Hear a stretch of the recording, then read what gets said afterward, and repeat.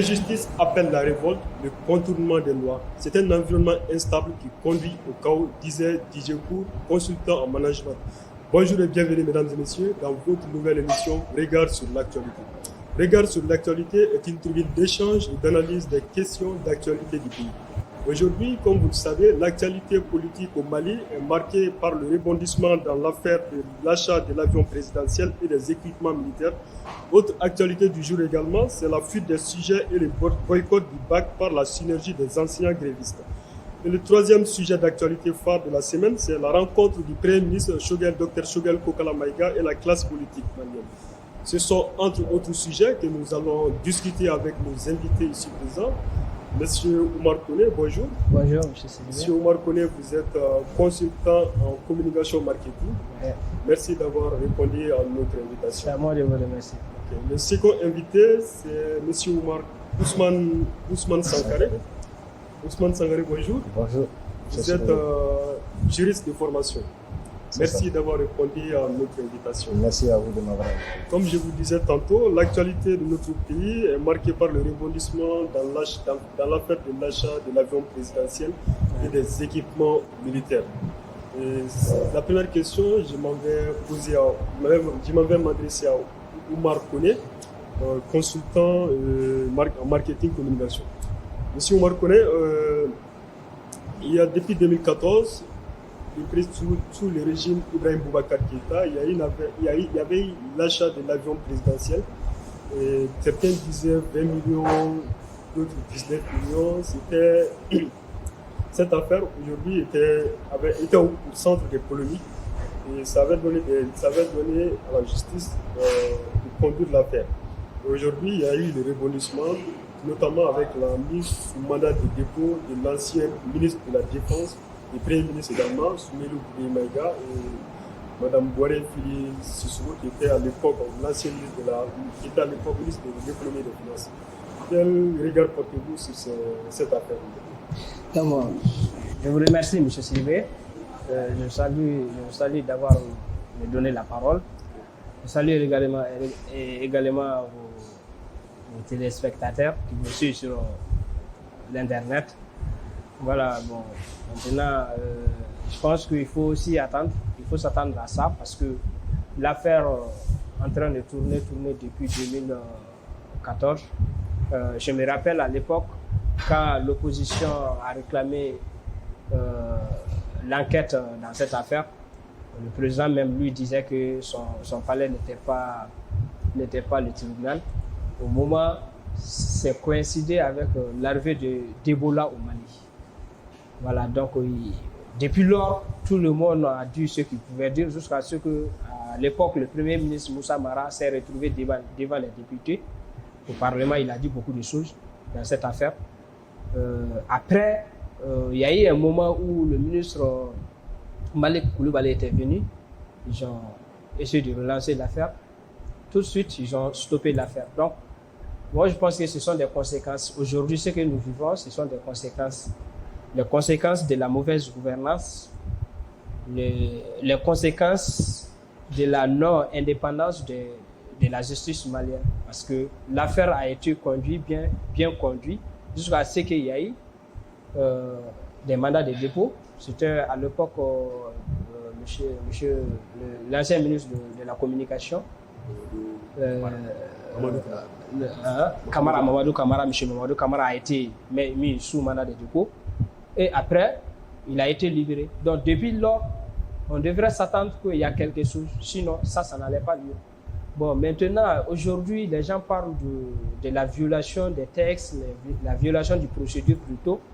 Moi, je pense que ceux qui ont arrêté, ceux qui ont stoppé la processus, c'est eux qui ont violé d'abord aujourd'hui. Il faut se plaindre aujourd'hui. Pourquoi au temps où il y avait l'Assemblée nationale, il y avait les députés, pourquoi la procédure n'a pas été conduite jusqu'au bout. Donc, quand on analyse, aujourd'hui, nous sommes dans un état, on ne peut pas dire que nous sommes dans un état normal, parce que ceux qui sont là, c'est après le coup d'État qui se sont retrouvés au pouvoir. Donc, on ne peut pas parler, parce que la Constitution même a été violée. Donc, la Constitution a été violée. On ne peut pas maintenant parler de la violation de la procédure. Donc, tu vois un peu. Donc, pour moi, ce sont des conséquences. Moi, je suis attaché au texte, je suis attaché aux procédures. Mais aujourd'hui, je regrette beaucoup pour ceux qui ont stoppé l'affaire bien avant aujourd'hui. Ils pouvaient laisser, même si les intéressés pouvaient être blanchis à la fin, ça pouvait être comme ça, mais ils ont stoppé l'affaire et aujourd'hui, on se trouve dans les problèmes. On va revenir au niveau de la procédure. Merci. Je vais donner la parole à M.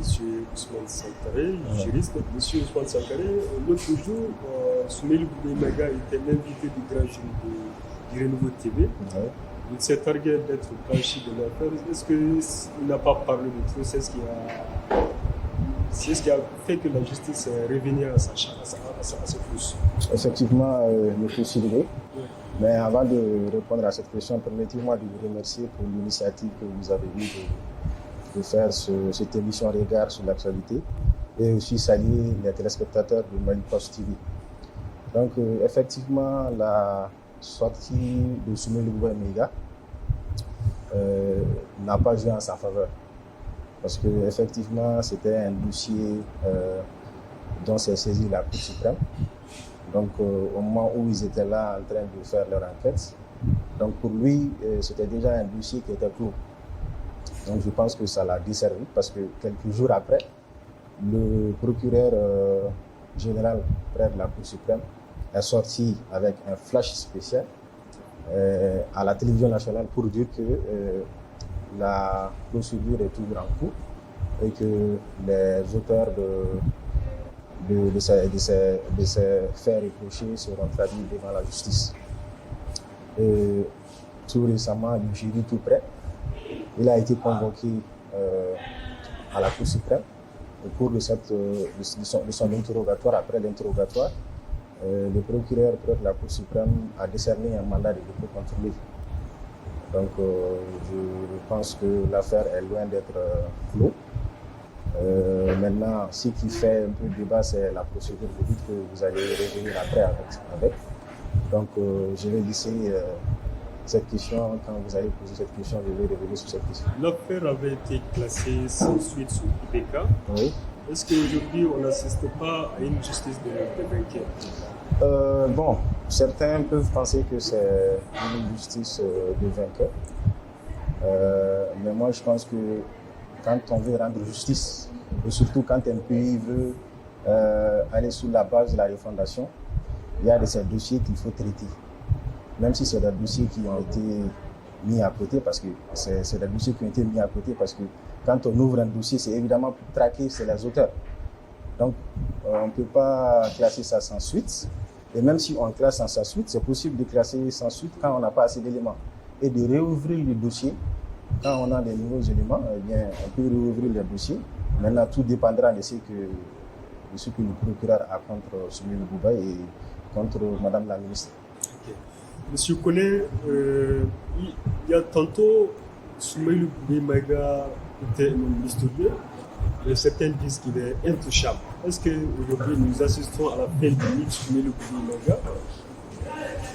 Bon, le mythe, est-ce que c'était seulement Soumaïla Boubaye-Maïga? Parce qu'il y a eu d'autres affaires que les intéressés n'ont pas été poursuivis, alors que ce qu'ils ont fait ont été avérés. Donc, moi, je vais dire que ce n'est pas Soumaïla Boubaye-Maïga qui était le mythe, mais ce que je peux dire que, est-ce qu'on va éternellement avoir des ministres intouchables au Mali? Je dirais comme ça, parce que, à ma connaissance, c'est la première fois de pouvoir enquêter sur un dossier de ce genre. Le vérificateur général est venu, depuis qu'il est venu, je n'ai jamais entendu qu'un ministre a été mis sous mandat de dépôt dans sa gestion en tant que ministre. Parce qu'on dit qu'ils sont protégés, il faut passer par la haute cour de justice. C'est vrai. Je pense que c'est ça qui bloque beaucoup de choses. Et ce que j'ai dit, je vais revenir là-dessus parce que on a pu faire ça aujourd'hui parce qu'on est dans un état anormal. Dans un état anormal, il n'y a pas quelqu'un qui peut protéger peut-être ces ministres aujourd'hui. Sinon, est-ce que vous avez dit aussi que le dossier a été classé sans suite? Est-ce que, moi, la question que je vais poser, est-ce que le dossier a été classé sans suite? Le dossier a été stoppé ou ça a été classé sans suite? C'est ça, moi aussi, cette question je vais poser.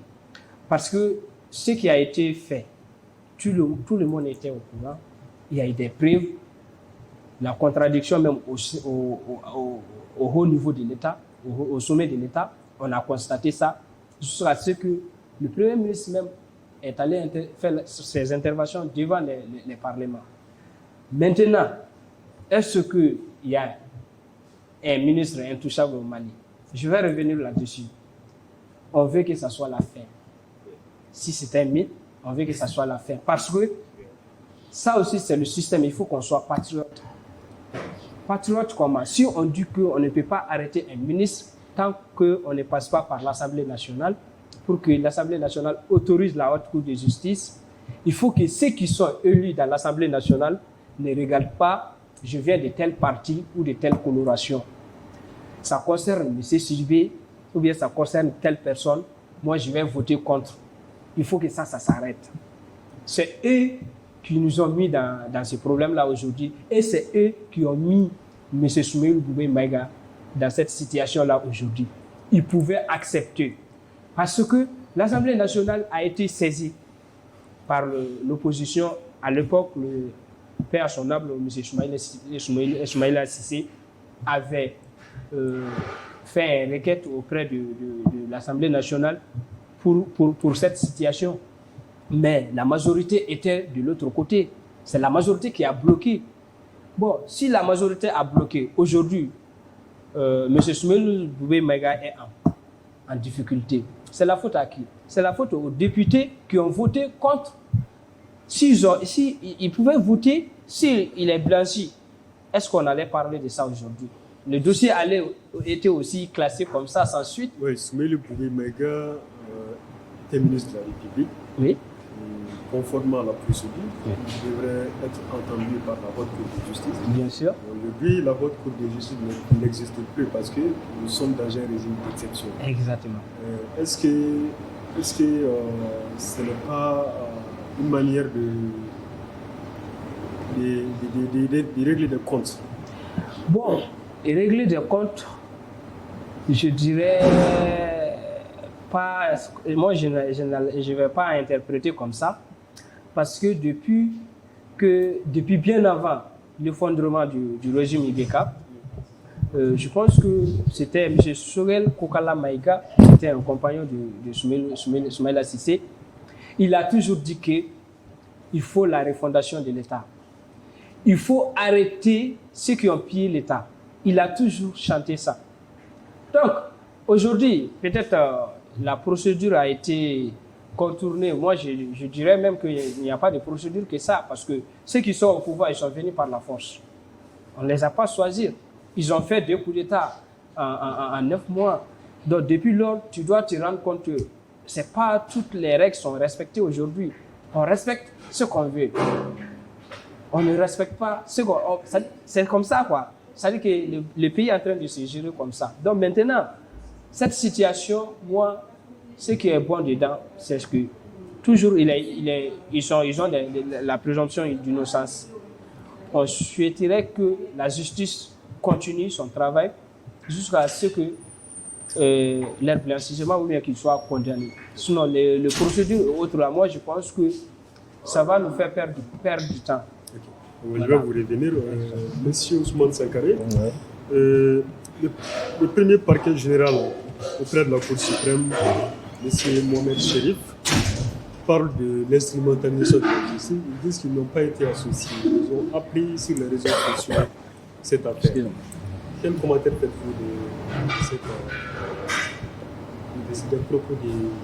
Chérif? Oui, effectivement, j'ai eu à voir un peu ces propos. Et pour l'instant, c'est comme je vous l'ai dit, c'est une affaire qui fait un peu débat actuellement, surtout en ce qui concerne la procédure. Hein. Mais j'aimerais faire quand même un petit rappel en ce qui concerne ce dossier. Il faut dire, comme comme a eu à le dire mon co-débatteur, c'est un dossier qui a commencé avec le rapport du vérificateur général en 2014, qui avait révélé la disparition de plus de 153 milliards et la dilapidation de plus de 28 milliards dans l'affaire de l'achat de l'avion et aussi des équipements militaires. Donc 153 milliards dans l'économie d'un pays comme le Mali, ça, on ne peut pas laisser passer. On ne peut pas laisser passer. Et c'est ce qui justifie aussi actuellement la volonté de la transition, parce que la transition aussi s'est donnée comme cheval de bataille. Après la sécurité, s'est donnée comme cheval de bataille de s'attaquer à la lutte contre la corruption et la délinquance financière.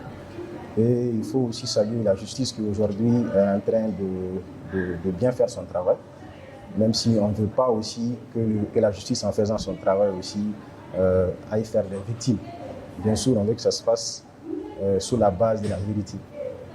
Donc voilà, de façon théorique, la procédure de manière théorique, si on s'en tient aux dispositions de l'article 95 de la Constitution du 25 février 1992, et bien aujourd'hui, on ne peut pas dire que la Cour suprême est dans ses droits. On ne peut pas dire que la procédure est normale. Mais ça peut s'expliquer. Donc théoriquement, selon les dispositions de la Constitution, on ne peut pas porter plainte en tant que citoyen ou en tant qu'association ou ONG directement contre un président ou contre un ministre ou un premier ministre. Donc c'est seule l'Assemblée nationale qui est habilitée à faire cette mise à accusation à la Haute Cour de justice. Donc s'il y a une personne... Il n'y a pas d'assemblée. Oui, effectivement, j'en viens. Donc comme actuellement il n'y a pas d'assemblée parce que l'Assemblée a été dissoute, donc forcément la Haute Cour de justice aussi n'est pas fonctionnelle. Effectivement, je comprends tout cela, mais quand même il est bon aussi de rappeler aussi comment ça devrait se passer. Donc ça devrait se passer comme tel. L'Assemblée, on porte plainte devant le président de l'Assemblée, et c'est eux qui se réunissent et aux 2 tiers, s'ils prennent la résolution de mise en accusation, ils envoient ça auprès de la Haute Cour de justice. Et c'est là aussi que la procédure aussi va continuer. Donc c'est une procédure spéciale. Mais en l'absence de l'Assemblée nationale, bien sûr, il ne faut pas laisser passer. On ne peut pas laisser passer, on ne peut pas justifier cela par le fait qu'il n'y a pas d'Assemblée et qu'il n'y a pas de Haute Cour de justice. Donc on peut laisser les choses comme ça.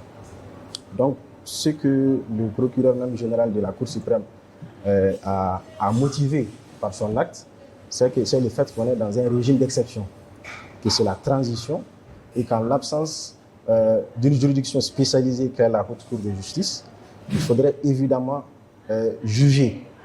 Et pour juger, il faut les considérer comme des personnes lambda. Parce que si on les considère comme des anciens premiers ministres, des anciens ministres, eh bien ça c'est une procédure qui est autre. Donc en l'absence de ce truc-là, le droit aussi doit innover. Donc c'est ce qui justifie un peu son acte. Okay. Et je pense que s'il n'a rien à voir avec ça, il n'a rien à craindre.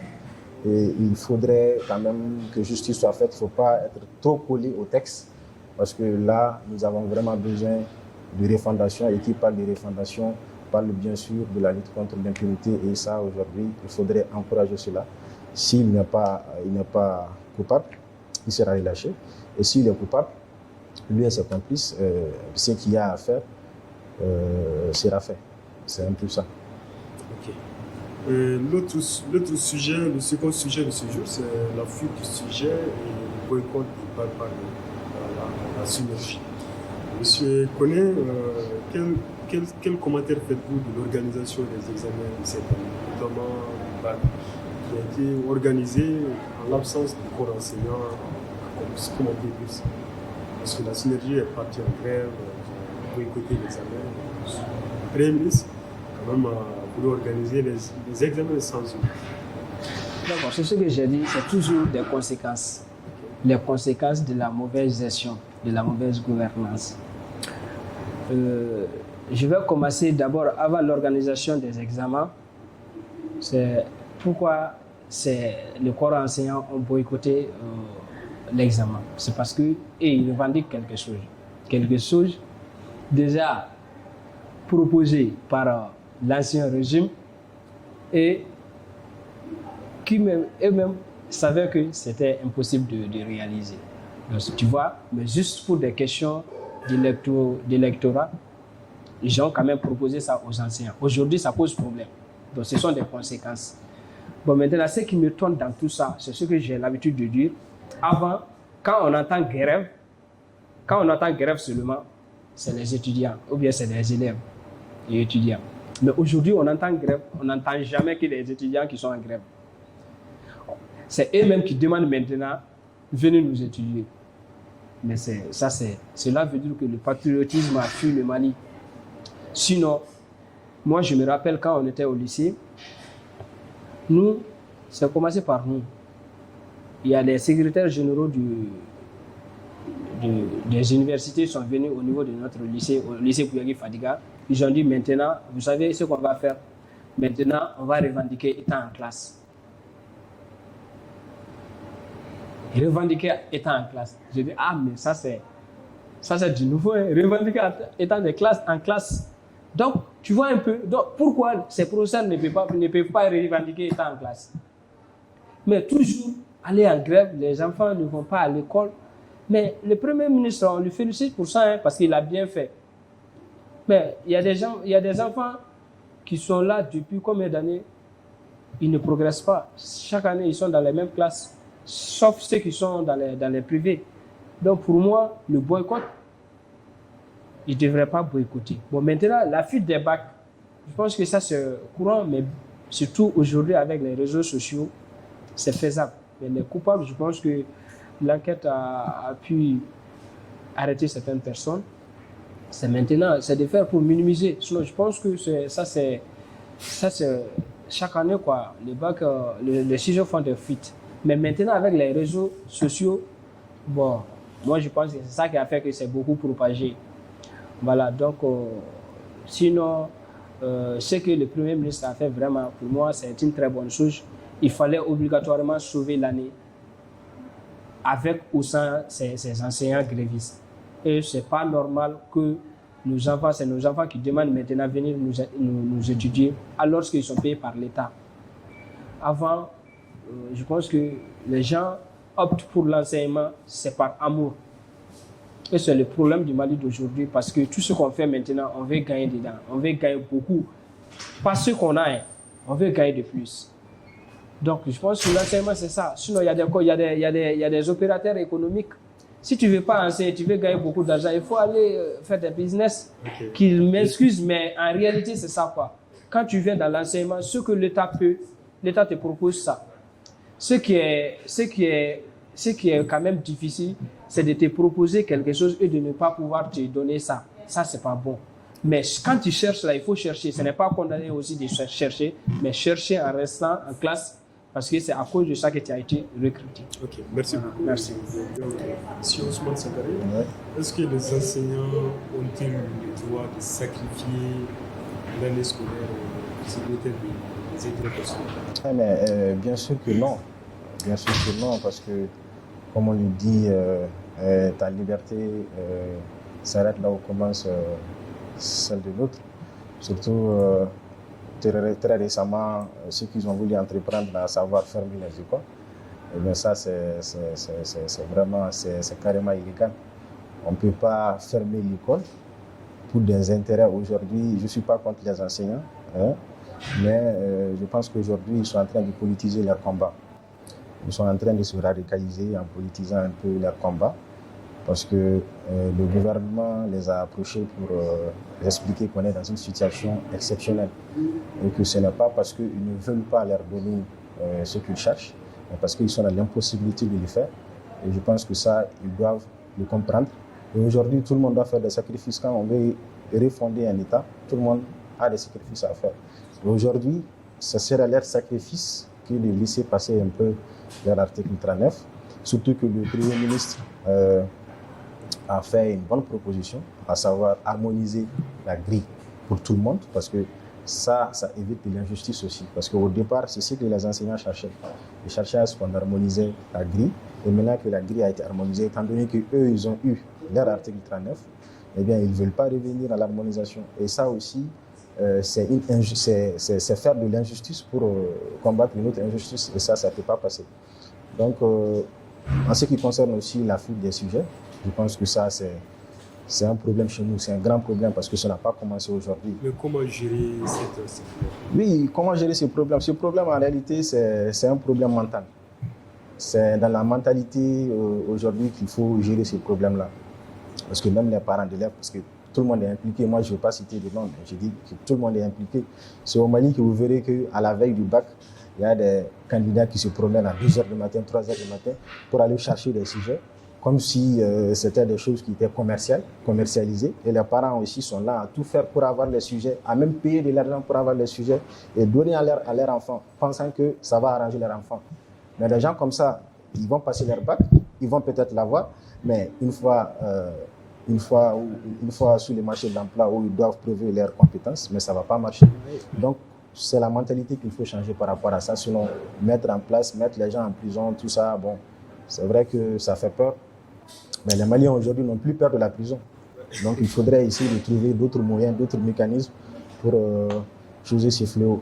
Ok, on va entamer le troisième sujet de ce jour, porte sur la rencontre de la classe politique de l'Ouest. Hier, vendredi, le Premier ministre Choguel Kokala Maïga a rencontré pratiquement l'ensemble de la classe politique pour échanger avec eux sur les enjeux de la transition. Au cours des échanges, il est ressorti des positions, notamment ceux qui veulent qu'on continue la transition à gérer les problèmes qui nous ont conduits à cette crise, et d'autres veulent qu'on tient des élections à la date. Qu'est-ce que vous pensez de ces deux positions? D'accord. Ça, je dirais que M. Choguel Kokala Maïga, Dr Choguel Kokala Maïga plutôt, a bien fait les choses, ses débuts. Parce qu'il a commencé par les rencontres qu'il a commencé. Depuis qu'il est venu à la primature, il a commencé à consulter les gens d'abord. Je vais vous dire une chose, si quelque chose a manqué à Ibeka, c'est le dialogue. Le dialogue que l'autre côté a beaucoup prôné. Mais le dialogue a manqué à M. Ibeka et c'est ce qui lui a conduit à cet effondrement. Maintenant, ce que M. Choguel, Dr Choguel Kokala Maïga a fait aussi, c'est une très bonne chose. Il faut échanger avec des gens. Tu échanges, c'est ce que fait M. Ismaïla Cissé disait, que quand deux personnes échangent des idées, chacun se rend avec deux idées. Mais quand vous échangez des coups de poing, chacun a une douleur plutôt. Donc, c'est pour vous dire que c'est bon d'échanger avec des gens. Maintenant, ceux qui proposent de prolonger la transition à 5 ans, mais on dit la transition, ce n'est pas un mandat. Au moins, la transition, c'est la transition. Il faut le gérer avec les conséquences. Hein. Donc, rapidement, on doit sortir de ça. Donc, ce que moi, je propose, c'est, à mon avis, la transition ne doit pas dépasser le délai, quel qu'en soit. Bon, maintenant, le président qui va venir, qui sera élu, c'est à lui de faire le reste. Donc, on ne peut pas tout faire dans une transition. C'est vrai, nous sommes dans la refondation. Les acteurs sont là. C'est de voir, les acteurs sont là. Voir les acteurs après. Le président, quand il vient, il peut constituer son premier gouvernement avec ses acteurs. Hein. Pourquoi pas? Ce n'est pas condamné, mais quand même, il faut qu'on aille aux élections. Parce qu'on ne peut pas travailler dans... C'est-à-dire que... parce qu'on n'est pas dans la normalité. Est-ce que vous pensez que c'est logique de tenir des élections dans cette condition, tout en sachant que les mêmes causes produisent les mêmes effets? Mais pourquoi pas? Non, les mêmes causes produisent les mêmes effets, je suis entièrement d'accord. Mais on n'est pas pressé. Hein. Depuis les jours qu'ils ont fait le coup d'État, ils savaient très bien que la transition ne va pas dépasser les 18 mois. C'est ça, c'est eux-mêmes qui ont signé. Donc maintenant, le problème, c'est quoi? Maintenant, il faut préparer l'élection.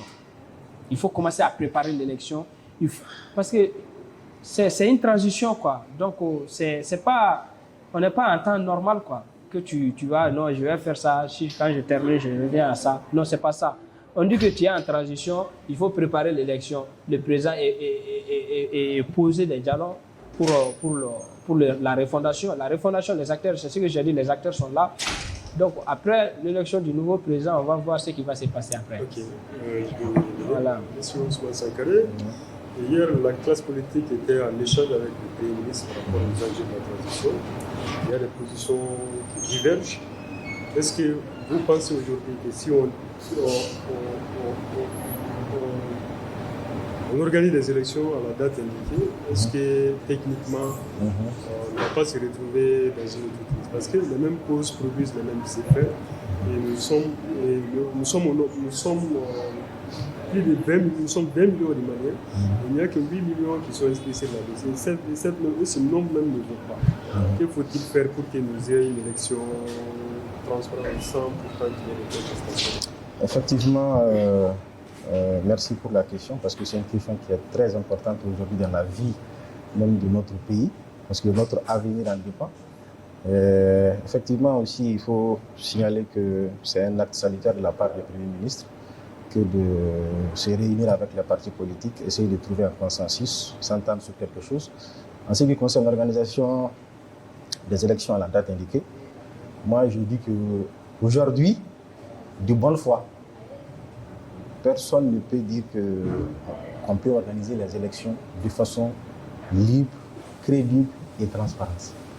Je ne dis pas qu'on ne peut pas les organiser. On peut faire comme on avait fait en 2018 avec les bourrages d'urnes, avec les endroits reculés où les citoyens ne pouvaient pas aller voter, avec tous les tracas qu'on connaît. Mais de façon libre, crédible, on ne peut pas les faire aujourd'hui. C'est carrément impossible. Parce qu'aujourd'hui, si la sécurité ne s'est pas dégradée, elle ne s'est pas améliorée par rapport à 2012. Et quand on n'est pas dans la sécurité, on ne peut pas organiser les élections. Aujourd'hui, nous avons aussi des problèmes d'argent. Nous avons des problèmes d'argent, nous avons une liste qui n'est pas actualisée, parce qu'il y a même des morts qui peuvent voter, qui sont dedans, qui vont voter. Et aussi, il y a aussi le système d'organisation des élections à travers le ministère. Aussi, parce que, comme l'a dit un grand président africain, et même Feu Atité l'a dit, on ne peut pas organiser les élections et perdre. Aujourd'hui, c'est ce qui a été reproché à beaucoup de dirigeants, même à Ibeka. On ne peut pas organiser les élections et dire qu'on va perdre les élections. Si les élections sont organisées aujourd'hui, on est sûr et certain qu'il y aura un prochain coup d'État. Et en tant que démocrate, parce qu'il n'y a pas d'autre option de faire descendre un président si ce n'est pas sa démission ou faire un coup d'État, en tout cas au Mali. Donc, si on précipite les élections, on va encourager les militaires à refaire encore un coup d'État. Et comme tu l'as dit, les mêmes causes produisent les mêmes effets. Donc, on doit s'asseoir, réfléchir à comment d'abord rétablir la sécurité. C'est la première des choses. Pour tenir une élection, peu importe qui est l'organe unique ou pas, d'abord, il faut qu'il y ait la sécurité. Donc, quand on aura la sécurité, on va essayer de trouver l'argent pour mettre en place les moyens logistiques pour pouvoir le faire.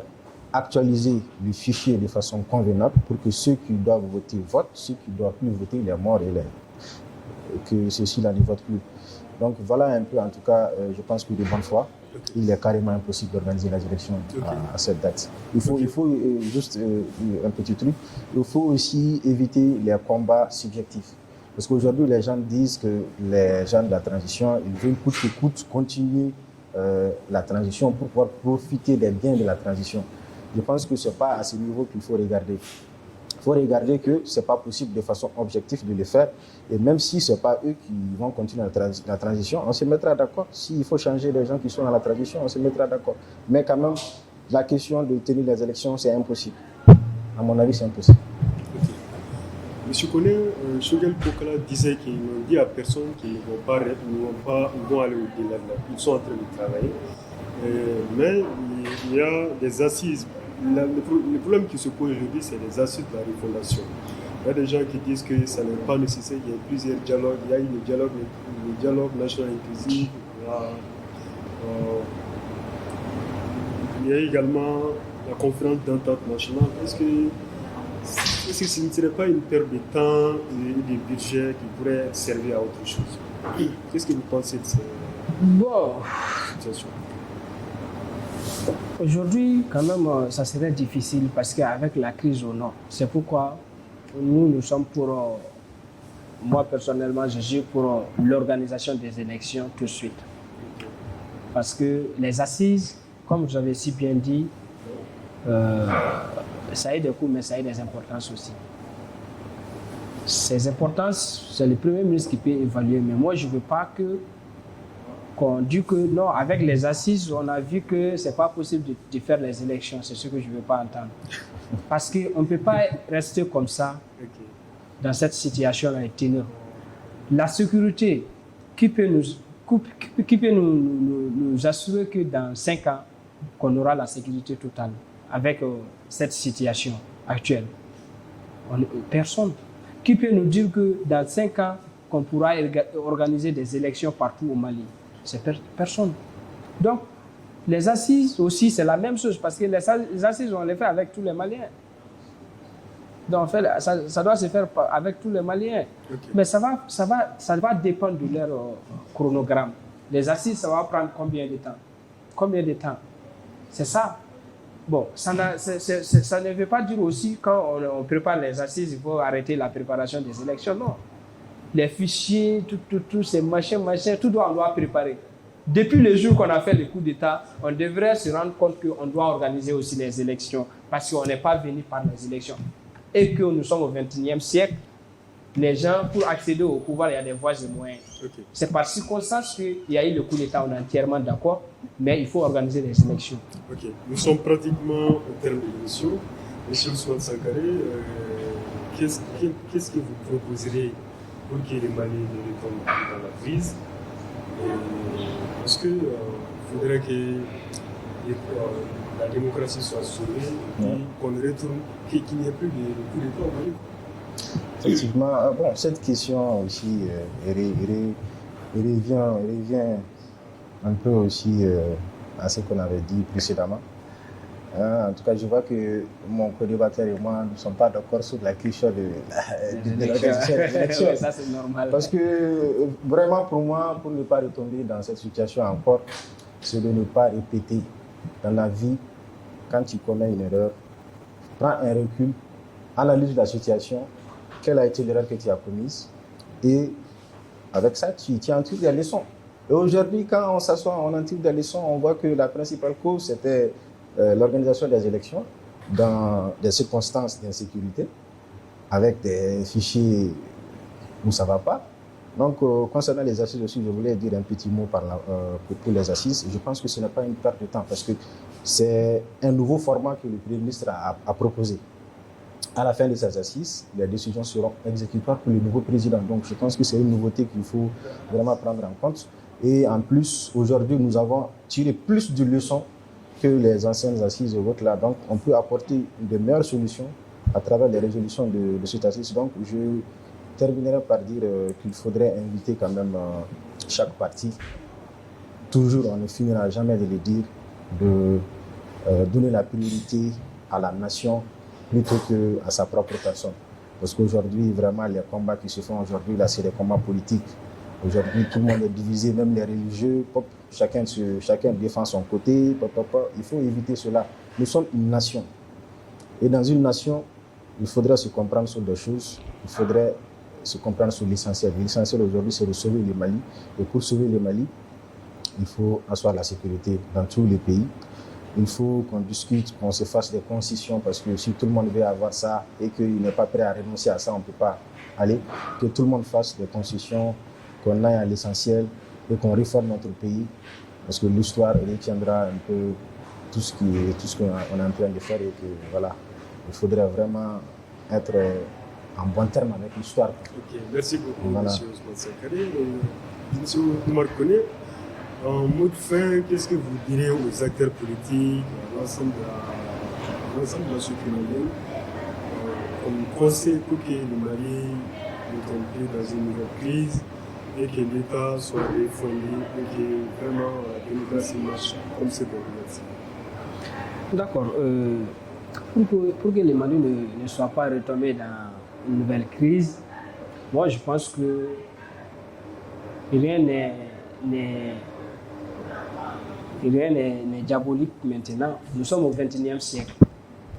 Nous sommes le Mali, peut-être le Mali a, je sais pas, 60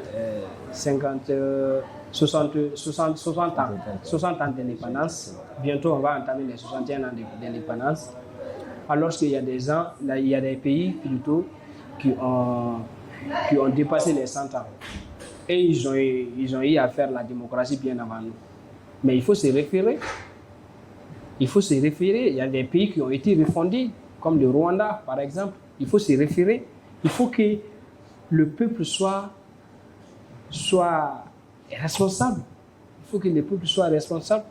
Aujourd'hui, je vais te dire que pourquoi il y a eu le coup d'État de 2018 tout près. C'est parce que le président Ibeka a refusé certaines choses. Sinon, ce n'était pas le coup d'État que les gens voulaient. Les coups d'État, il y a eu le coup d'État parce que aussi, les précédents coups d'État n'ont pas été sanctionnés. C'est ça aussi. Donc, il faut revoir tout ça. C'est-à-dire que quelle qu'en soit la situation en démocratie, on ne veut pas de coup d'État. On ne veut pas de coup d'État. Donc, et ils ont vu qu'ils ont fait le coup d'État, ils ont confisqué le pouvoir au début. C'était comme ça. C'est ça qui était le problème. Sinon, il y a eu la révolte, il y a eu les M5 RFP, il y a eu tout ça. On est entièrement d'accord. Mais en 30 secondes. En 30 secondes, ce que je vais dire que les Maliens soient patriotes. Qu'on soit patriote, c'est-à-dire que quand on est patriote, on vise toujours ce qui est bon. Tout le monde sait ce qui est bon pour moi, ce qui n'est pas bon pour moi. Ça, c'est bon pour le pays, et ça, ce n'est pas bon pour le pays. Donc, comme ça, on va trouver une solution à tout ça. Okay, merci beaucoup. Ainsi prend fin ce numéro de Regard sur l'actualité. J'avais le plaisir de recevoir M. Oumar Koné, consultant en communication marketing, et M. Ousmane Sankaré, juriste de formation. Merci d'avoir été là. Et nous fermons cette édition avec cette citation de Mohamed Chérif qui disait qu'un pays de justice vaut mieux qu'un pays de corruption. Je vous donne rendez-vous pour un nouveau numéro de Regard sur l'actualité. Et bye bye à la semaine prochaine. Merci.